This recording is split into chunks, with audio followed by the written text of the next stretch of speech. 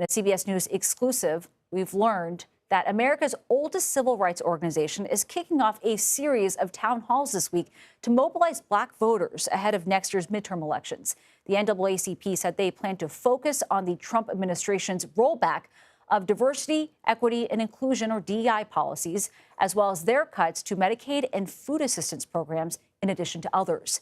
The organization's president, Derek Johnson, told CBS News that this was a, quote, urgent moment. CBS News congressional correspondent Nikole Killion joins us now. And Nikole, very good to see you. Let's talk about this. Where is the NAACP looking to focus its attention when it comes to mobilizing the vote next year?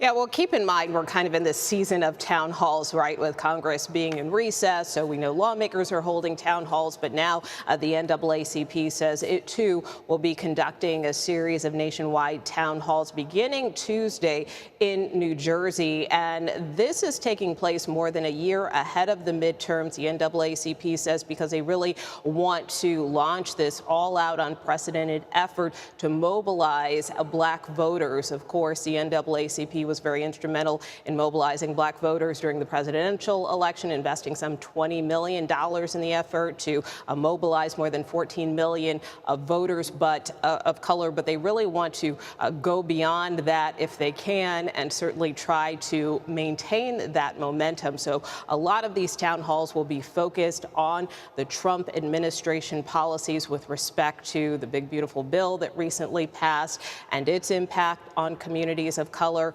Also, the Trump administration's recent rollbacks of diversity, equity, and inclusion initiatives, as well as some of the recent immigration raids that we have seen in cities around the country.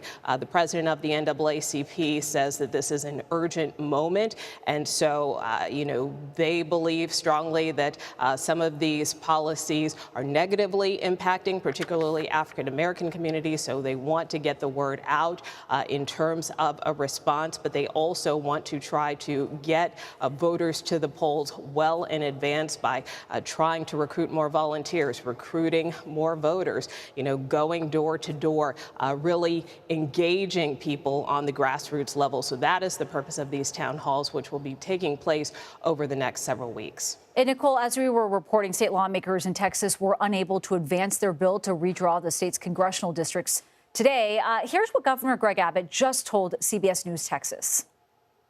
We're searching across the state. We call it a dragnet, looking for any Democrats we can find to make quorum. For your audience, there's 150 members of the Texas House, 88 Republicans. To have a quorum, we need a total of 100, so we need 12 Democrats to be able to make quorum. We will continue the search as we speak right now to try to make quorum. So, Nikole, hearing that, where do things go next?